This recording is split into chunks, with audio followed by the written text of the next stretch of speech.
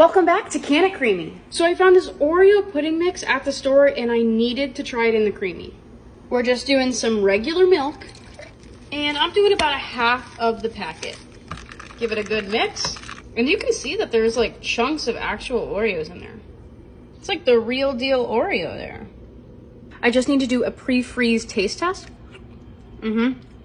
Quality's there. Let's get this in the freezer. Okay, goes into the freezer for 24 hours.